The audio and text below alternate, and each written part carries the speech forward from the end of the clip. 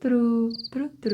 Estás escuchando Entre Grillos, análisis de noticias para entender mejor nuestra realidad. Yo soy Juan José Parcero, comenzamos. Capítulo número 105, ¿cómo están? Yo soy Juan José Parcero, hoy es lunes 24 de marzo, pero vamos a estar subiendo este episodio en martes.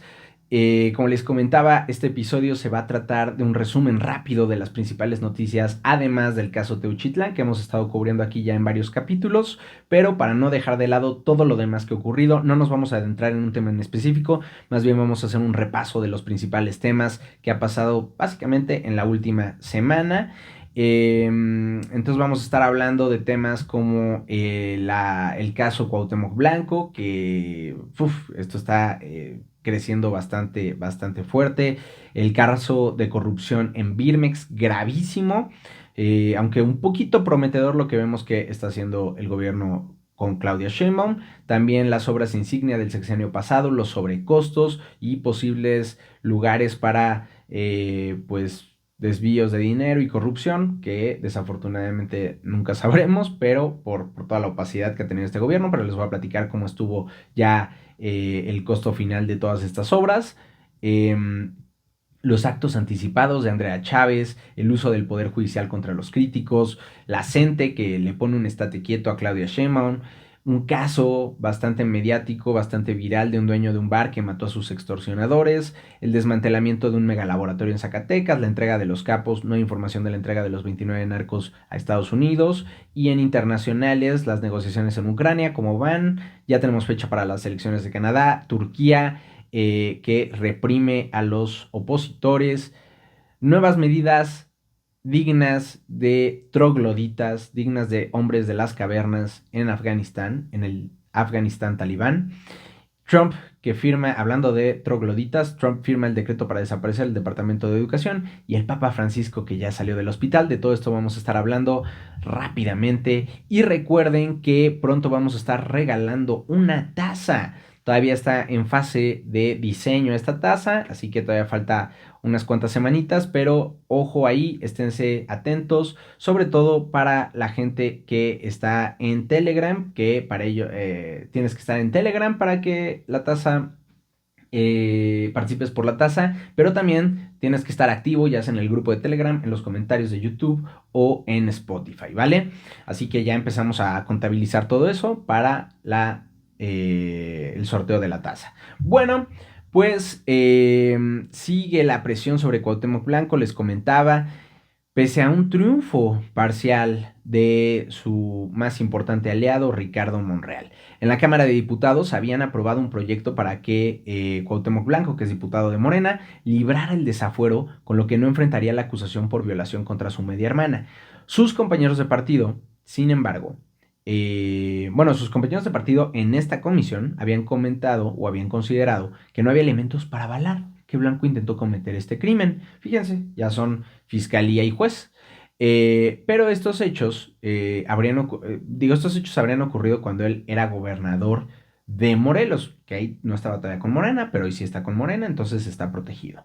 Era aliado de Morena porque era parte del PES, pues no extinto PES, pero yo quisiera que ya fuera extinto PES, porque esta sección, este partido político evangelista, ultraconservador, y hoy en día, pues el partido se murió, pero sus integrantes, particularmente Eric Flores, que era el líder del PES, y que llevó a Cuauhtémoc Blanco a la gubernatura de Morelos con el PES, ambos están, tanto Cuauhtémoc como Eric Flores, en Morena. Y cabe decir que Eric Flores se había peleado con Cuauhtémoc Blanco, pero también está en la comisión que hizo esta evaluación, y al final está entre los que decidió que no había razones para desconfiar de Cuauhtémoc Blanco y creer que había intentado violar a su media hermana. No hay razones, dijo él, que fuera amigo de Cuauhtémoc Blanco, y parece que ya rehicieron esta amistad.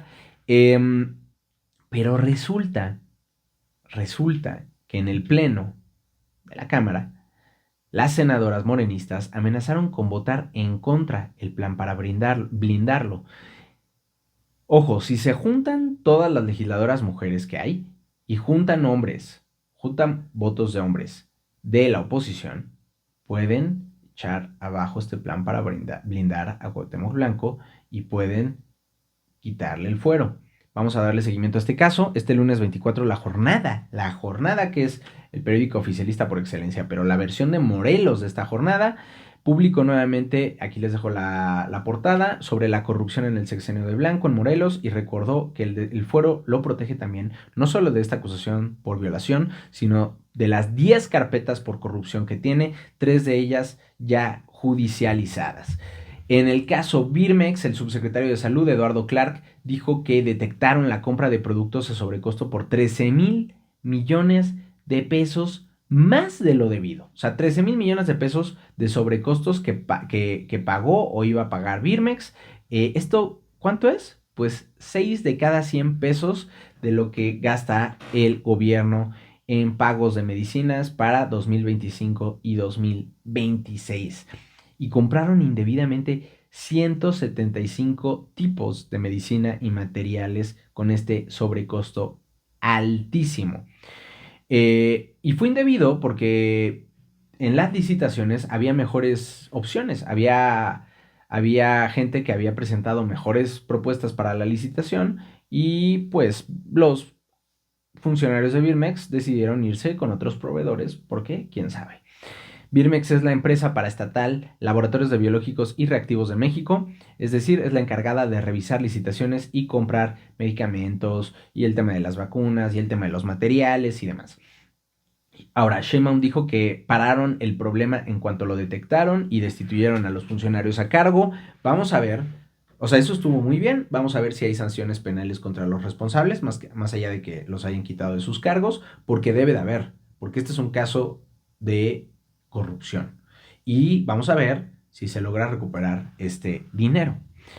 En otros temas de obras insignia, de temas de sobrecostos, las obras insignia del sexenio de López Obrador costaron 673,000 millones de pesos más de lo prometido. Aquí, déjenme ver, estamos hablando de que son 51 veces el sobrecosto de estas vacunas de Birmex. Pero esto en solamente las 3 obras insignia de López Obrador. Aquí el tema, a ver, estamos hablando del Tren Maya, la refinería de Dos Bocas y el AIFA, ¿no? El aeropuerto Felipe Ángeles, que los gastos para hacerlos se fueron a más del doble de lo que nos habían prometido. AMLO prometió que en conjunto estas 3 obras iban a costar 504,200 millones de pesos. La más costosa prometía ser el Tren Maya, que iba a costar 197,000 millones, el AIFA 96,000 millones y Dos Bocas 211,000 millones, ¿no? ¿Y qué pasó? Pues bueno, que de hecho Dos Bocas habían prometido que iba a costar 8, ¿qué eran? 8,000 millones de dólares. Y de hecho, se le dijo a López Obrador, especialistas le dijeron, es imposible que tú construyas una refinería con 8,000 millones de dólares. Te vas a ir, pero mínimo a 15. Y dicho y hecho, acabó en 15, ¿no? Aquí el tema es que los sobrecostos, se prometió que iban a costar 504,000 millones, los sobrecostos fueron por 673,000 millones, es decir, en total, todo costó 1,178,000 millones de pesos. El Tren Maya, 176% más de lo prometido. La refinería Dos Bocas, 89% más caro de lo proyectado. El AIFA, 44% en sobre 144% en sobrecostos, ¿no? Entonces, pues una situación muy complicada porque aquí lo relevante es que cuando se prometieron estas obras, se advirtió que por lo caro de las obras no iba a ser rentable hacerlas. Pero AMLO, necio, mentiroso como fue, dijo, no, esto va a salir en 500,000 millones y lo vamos a hacer rápido y barato, lo va a hacer el ejército y vamos a saltarnos todos los protocolos de medio ambiente, de seguridad, todo lo que hay, porque se va a hacer rápido, se va a hacer barato. El ejército, no necesitamos que haya transparencia porque yo confío en el ejército. Y pues, ¿qué pasó? Que no fue transparente, hay indicios de corrupción, no fue rápido, no fue barato y ahora tenemos elefantes blancos y el problema es que todo esto lo pagamos de las arcas públicas y son proyectos que tenían que o estaban pensados para que fueran redituables y ahora no sabemos si va a ser redituable nada de esto, porque a largo plazo recuperar la inversión de Dos Bocas, pues quién sabe cómo van las energías renovables en su abaratamiento. Hubiera sido más rentable tal vez impulsar la energía solar, la energía eólica, pero no, queríamos seguir viviendo en 1940, ¿no? Queríamos tener nuestra independencia energética que a la fecha ni siquiera hemos tenido porque no ha aumentado la producción. ¿Qué pasa con el Tren Maya que destruyó la selva y ahora tenemos un proyecto altamente caro, que los pasajes son carísimos y por ende no hay mucha gente que esté utilizándolo y por ende no va a ser rentable, va a ser muy difícil que sea rentable, va a ser rentable a 40 años o yo qué sé. Y el AIFA que se canceló el aeropuerto de Texcoco, ¿no?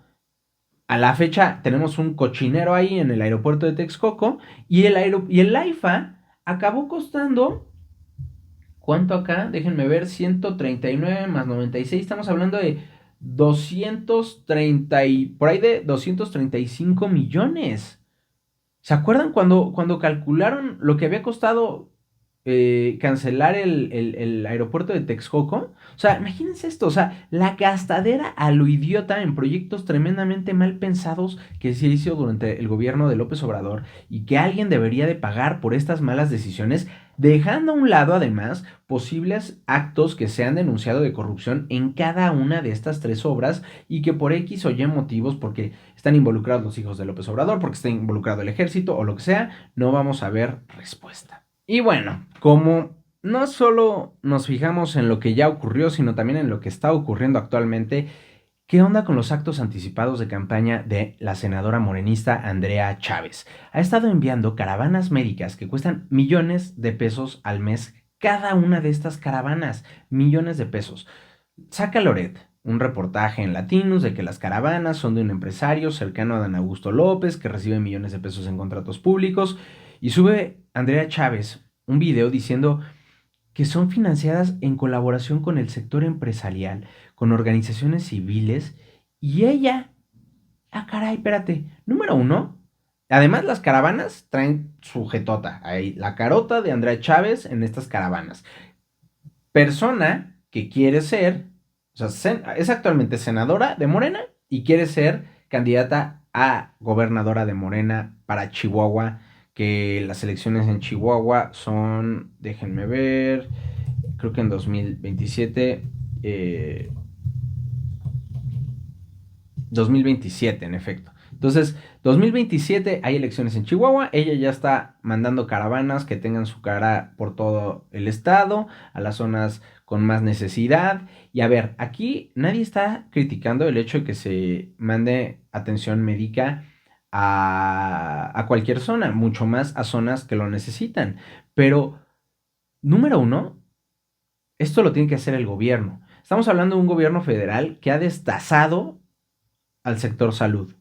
Bajó el presupuesto en salud este año, ya con Sheinbaum. Y con López Obrador fue su mayor debilidad, ¿no? Eso y seguridad, sus mayores debilidades.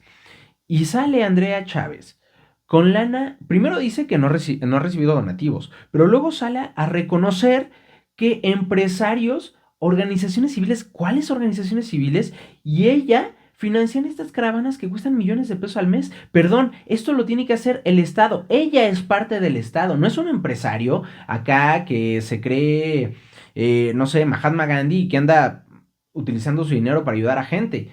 Que podemos decir, ok, puede que esté bien, no, lo que sea, pero no, aquí estamos hablando de una política que además tiene aspiraciones a ser gobernadora, usando dinero de quién sabe dónde, que no sabíamos que lo estaba usando, para, para mandar caravanas. O sea, no desmiente nada en su video, más bien lo reconoce Y además, aquí el tema es que estamos hablando de actos anticipados de campaña porque sale su cara, porque además esto mismo es lo que Morena criticaba de lo que se hacía antes en los gobiernos del pasado y que hay que mencionarlo, sí se redujo. Habíamos visto mucho menos esta uso de temas que deberían de ser servicios públicos y que debería de darlos el gobierno y los estamos viendo aquí. Ahora ya la gente le tiene que agradecer a Andrea Chávez porque está utilizando lana de empresarios para financiar su campaña a la vez que les da atención médica. Ahora resulta, hay un gravísimo conflicto de interés entre quien sea que son estos empresarios que están financiando estas campañas. O sea, si Loret tiene razón, estamos hablando de proveedores del gobierno. Y si no, ¿quiénes son? ¿Quiénes son estos empresarios? ¿Y a cambio de qué están apoyando a Andrea Chávez? Y luego acusa una campaña negra, ya saben, para variar. Esa es su cartita para salvarse de cualquier acusación. Así la sangre joven de Morena que, ojo, hemos hablado muchas veces y criticado de los hoy morenistas que tenían vínculos con el PRI, con el PAN, con el PRD, con el partido que ustedes quieran, y que hoy son parte de Morena y que dices, ay, el Yunes Márquez, que pues no manches, es un corruptazo desde antes, tiene un montón de acusaciones la familia Yunes y hoy en día están en Morena, antes estuvieron en el PAN, hemos hablado de Murat, hemos hablado de muchos otros, pero aquí no, aquí estamos hablando de la sangre joven, sin vínculos con otros partidos políticos, que está haciendo exactamente lo mismo que otros partidos, o sea, son igual de corruptos, son igual de tramposos, son igual de trácalas, ya sean los viejos que se migraron a Morena o los nuevos que llegaron desde cero con Morena. ¿Por qué? Porque Morena es igual o incluso peor que los partidos de oposición. En otros temas, y hablando de esto, el uso del Poder Judicial contra críticos. Ojo con esto, el ex rector de la UNAM, Enrique Graue, y el exdirector de la FES Aragón, Fernando Macedo, van a tener que pagar 15 millones de pesos a Marta Rodríguez, la directora de tesis de Yasmín Esquivel, por daño moral, luego de un juicio por el evidente plagio, hay que decirlo, evidente plagio de la ministra pasante. Entonces, no solo Yasmín Esquivel logró que nadie pudiera, que la UNAM no pudiera decir si había plagiado oficialmente, si había plagiado o no, que para cualquiera que tenga 3 gramos de entendimiento de lo que es un plagio, al revisar las tesis, sabe perfectamente que o Yasmín Esquivel plagió o el otro cuate creó una máquina para viajar al futuro y regresar al pasado, en la cual voló un añito, se copió la tesis de Yasmín Esquivel y regresó y para todo lo que utilizó su máquina del tiempo fue para plagiar a Yasmín Esquivel. Esas son las dos únicas alternativas que hay, pero ya hay una multa de 15 millones de pesos a los exrectores de la UNAM y de la FES Aragón. Gravísimo. Y en la misma sintonía, Rocío Nale le ganó una demanda por difamación, calumnias y violencia de género al empresario Arturo Castañe, que reveló las propiedades de la hoy gobernadora de Veracruz, esto durante la campaña. La jueza, ¿adivinan de dónde? Sí, de Veracruz, estado que hoy gobierna Rocío Nale. Esta jueza, Yuriria Soraya, ordenó una indemnización de 14 millones de pesos a Rocío Nale, luego de considerar que la información difundida por el enriquecimiento ilícito y propiedades de Nale fue falsa y sin sustento. Perdón, ya empiezo a tener un poquito de sed después de estar hablando. Pero bueno, el empresario dijo que ni siquiera le avisaron para acudir a la audiencia y que va a apelar. Pero para la mala fortuna tanto de Graue como de Fernando Macedo como de Arturo Castañe, este poder judicial está a minutos de desaparecer. ¿Y quién va a llegar? Pues el elegido por Morena. En otros temas, ojo porque la CENTE ya le puso un estate quieto a Sheinbaum. Lograron echar abajo la iniciativa de reforma a la ley del ISSSTE. Esto también un poquito en ayuda ahí con Ricardo Monreal, que había enviado la presidenta Claudia Sheinbaum y que buscaba cambiar el esquema de cuotas de salud y sobre todo ampliar el papel del FOBISTE en la construcción de viviendas, ¿no? O el papel de FOBISTE en este tema de las viviendas para burócratas, pero se atoraron en las negociaciones con el magisterio, que estos días estuvo realizando amplios bloqueos, particularmente en Ciudad de México. Luego, en Minatitlán, Veracruz, ocurrió un caso que se volvió viral porque se grabó y está bastante fuerte en redes. El dueño del bar El Jalisquito en Minatitlán atropelló y mató a 2 personas que asegura lo estaban extorsionando desde hace meses. En el video, que no voy a ponerles aquí, pero aparecen uno de los criminales que dispara contra el local, mientras el otro dispara al parabrisas del empresario que está a bordo de su camioneta y este acelera y los atropella. Y la gente está pidiendo que liberen al empresario porque fue en defensa propia. Esto es solo un caso más que refleja el hartazgo de una sociedad sometida ante la violencia del crimen organizado y sometida ante la impunidad y la injusticia del gobierno. En Zacatecas desmantelaron un megalaboratorio, y ojo con esto porque es un grave golpe a los chapitos. Es un laboratorio que, háganme el favor, está ubicado en Tlaltenango, al sur de Zacatecas, y tenía 395,000 metros cuadrados. ¿Cuánto es esto? El equivalente a 36 campos de fútbol. 36 campos de fútbol. ¿Cómo es que existe un megalaboratorio así del narco y el gobierno no se había dado cuenta? Fíjate, no se había dado cuenta. Les digo, odio a Donald Trump, pero si algo hay que reconocer es que parece que Morena tenía que enfrentarse a un Donald Trump para querer hacer algo al respecto sobre el crimen organizado. Es brutal. Y hablando sobre este caso, el New York Times reveló, y ojo aquí, que la entrega de los 29 narcos a Estados Unidos, que ocurrió, recordarán, a finales de febrero, se empezó a negociar desde la presidencia de Biden en octubre de 2024. Algo que Trump se puso su medallita, por supuesto, pero que también Gers Manero había asegurado que habían recibido esta solicitud del gobierno gringo y que la checaron y de inmediato, en cuestión de horas, decidieron entregarlos a los gringos. Y no es cierto, lo venían platicando desde octubre, ¿no? Una muestra más de que la palabra de Alejandro Gers Manero no significa nada. Y vámonos con Inter. ¿Cómo van las negociaciones de Ucrania? Bueno, los negociadores estadounidenses mantuvieron conversaciones en Arabia Saudita con Ucrania este domingo y por separado con Rusia el lunes. Ahí están platicando sobre los posibles acuerdos de paz en Ucrania. Rusia dice que las conversaciones se centraron en la seguridad del transporte marítimo en el Mar Negro. Estuvieron hablando ahí sobre también los ataques, porque a pesar de que habían firmado un alto al fuego, pues siguen los ataques.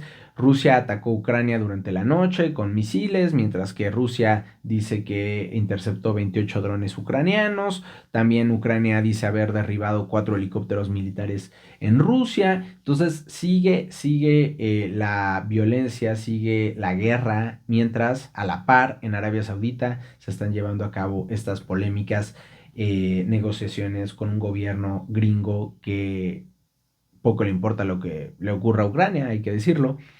Eh, y bueno, en Canadá les comentaba, ya tenemos fecha para las elecciones nacionales. El nuevo primer ministro canadiense, Mark Carney, que intentará retener el gobierno para los liberales, anunció elecciones para el 28 de abril.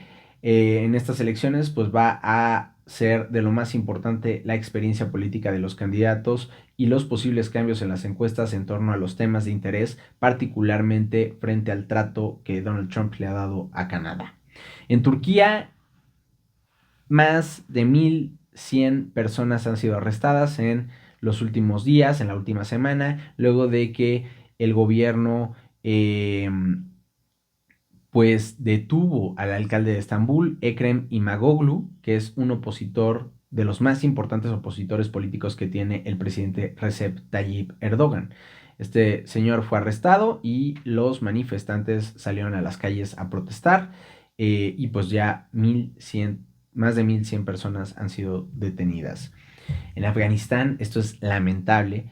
Estos, les decía, trogloditas, estos hombres de las cavernas, de verdad que son tan frágiles que yo, yo creo que, o sea, tienen como la madurez emocional de un niño de 2 años, no pueden escuchar, no pueden ver a las mujeres porque no se pueden controlar, no pueden escuchar la voz de una mujer porque ¿qué les va a hacer? No sé. Y, o sea, esta gente de verdad no debería de tener cabida en el siglo XXI. O sea, me parece increíble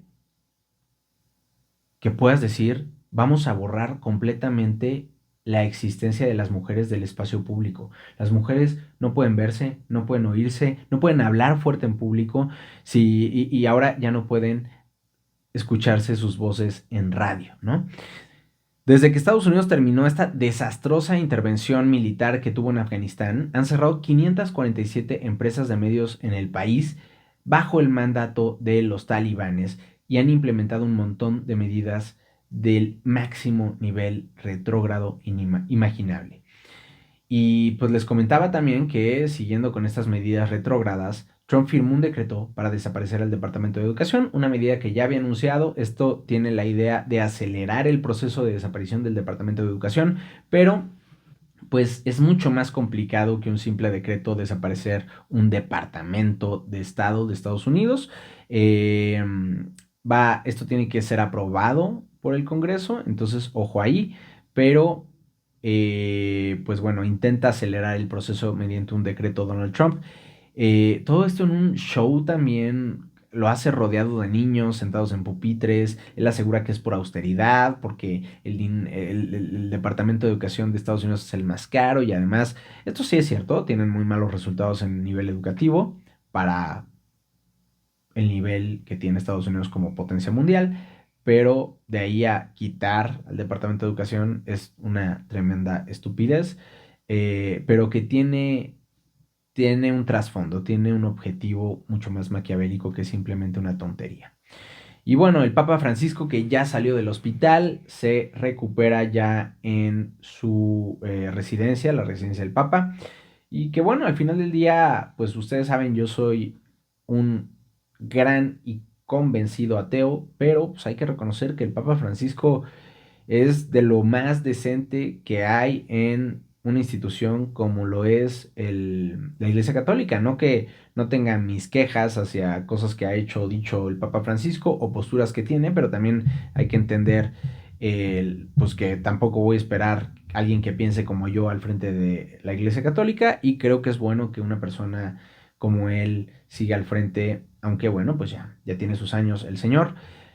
Así que bueno, el emoji de la semana vamos a ponerlo en la banderita de Turquía, porque estoy seguro que tal vez más de uno aquí no la tiene tan presente, no la tiene tan fresca, entonces vamos a buscar la banderita de Turquía para que quien no la conoce lo haga. Y pues muchísimas gracias por ver este espacio, por estar aquí capítulo a capítulo. Ya saben que la idea es tener un lugar donde podamos hacer crítica al poder, independiente a cualquier poder político o económico, en un contexto donde es más necesario que nunca. El canal sigue creciendo gracias a ustedes y a su apoyo, a sus likes, a sus comentarios, a que nos ven, a que lo comentan, a que lo comparten. Recuerden que pueden apoyar este proyecto de periodismo independiente suscribiéndose a nuestro Patreon y colaborando con el equivalente a un cafecito al mes. Gracias a los que apoyan Entre Grillos en Patreon. Gracias a los que están en el grupo de Telegram. Ahí va la tacita en las próximas semanas. Y ya sabes, si quieres unirte a cualquiera de estos dos, el link está en la descripción de este episodio. Nuestros Patreons: Arturo Monedero, Sergio Estrada, Homero de la Fuente, Eduardo Farfán, Mónica Otero, José Corral, Daniel Santana, Leonel Quiñones, Ana Martínez, María Medina, Jaciel Lara, Arturo Flores, Ivana Cortés, Ailín Mendoza, Mariana Martínez, Isa Ripoll, David Ladrón de Guevara, Jackie Quiñones y Jorge Vargas. Y tenemos una nueva, Jackie también. Muchísimas gracias a todos ustedes por apoyarnos y pues nos vemos la próxima semana. Recuerden que no hay episodio jueves y viernes. Dejen sus preguntas, dejen sus comentarios. Que tengan una gran semana. Nos vemos el próximo lunes.